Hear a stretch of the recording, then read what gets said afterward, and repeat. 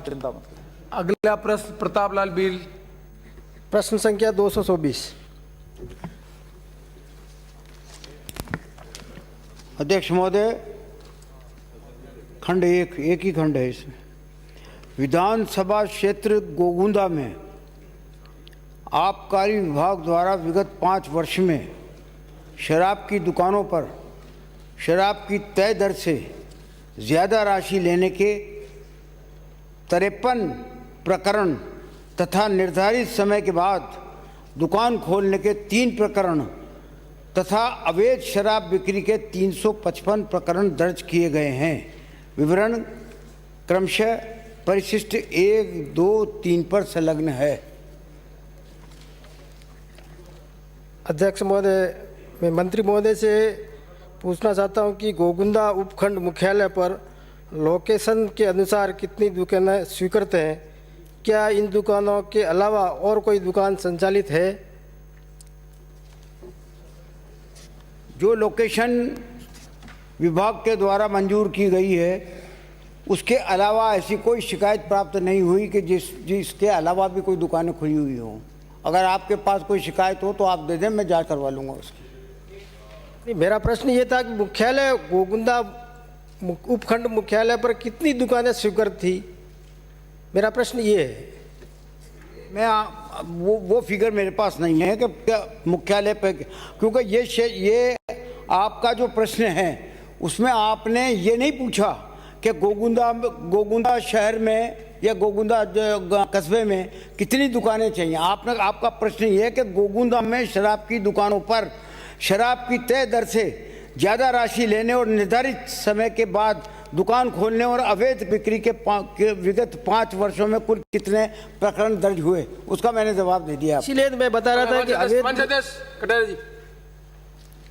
अध्यक्ष महोदय, प्रश्न तो बहुत सीधा था और आपका जवाब भी बहुत सीधा है कि आपने 53 प्रकरण तो ऐसे हैं जिनमें शराब की कीमत ज़्यादा ली, उसके प्रकरण बने। और जो पीछे आपने चार्ट लगाया है उसमें सब कंपाउंड किए हैं। तो इस सबके कंपाउंड का आधार और उनका जुर्माना क्या है? एक तो यह कि क्या जुर्माना लेकर, मतलब कोई आदमी कीमत अधिक ले ले तो वो कंपाउंडेबल है या केवल उससे जुर्माना वसूल करके उसको छुट्टी देना या उसको छोड़ना ठीक है। एक जो 3 ऐसे प्रकरण हैं जिसमें खोलने का जो है वो समय के बाद है, उनका भी आपने इसी प्रकार से कंपाउंड किया। और उसके बाद 355 ऐसी हैं जो शराब की अवैध बिक्री के केस बने हैं, उसमें भी आपने सबका है ना, एक तरह से उन्होंने जुर्म स्वीकार कर लिया।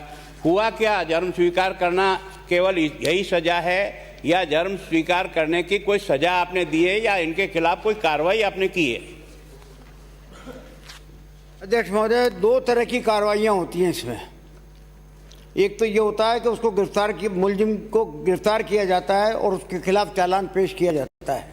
जो 355 की फिगर मैंने दी है उसमें सबके खिलाफ चालान पेश हुआ है, वो आपके पास उसका रिकॉर्ड है।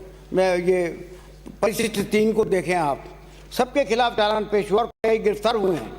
इसके अलावा जो आपने 3 प्रकरण बताए कि 3 प्रकरण में क्या हुआ, तो इसमें 2 तरह के हैं। एक तो अगर मान लीजिए उस समय के बाद दुकान खोलने के प्रकरण आते हैं तो ब्रीच ऑफ लाइसेंस कंडीशन मानी जाती है। ब्रीच ऑफ लाइसेंस कंडीशन का एक निश्चित तौर पर एक दाम लेकर उसके बाद में जाकर के दाम लेने के बाद में जो है उसको कंपाउंड किया जाता है। कंपाउंड करने का सब में है, पूरी पॉलिसी में कंपाउंड करने का है, चाहे देर से खोले, चाहे शराब ज़्यादा कीमत पे बेचे, चाहे कैसे भी कहते हैं, पर लेकिन कंपाउंड के केसेस होते हैं। पर सजा 2 तरह की है, तो चालान पेश हो जाता है और चालान पेश होने के बाद में कंपाउंड हो जाता है, और या फिर जो है उसको जुर्माना होकर के उसमें कंपाउंड हो जाता है।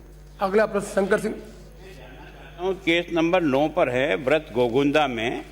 इनका आप लिख रहे हो कि 16 में इसका चालान पेश हो गया 7/2/16 को, और इसमें 48 पब्बे जो है वो मिले और ये बियर के भी 48 मिले।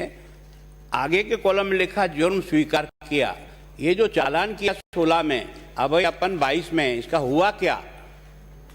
प्रोग्रेस तो मेरे पास है नहीं इस वक्त, न प्रोग्रेस पूछी गई है कि साहब उस चालान जो पेश हुए हैं उनका क्या हुआ, ऐसा कुछ नहीं पूछा गया आपने। जितना पूछा गया उससे ज़्यादा मैंने आपको जो है सब कुछ बता दिया गया है। अगला प्रश्न शंकर सिंह रावत।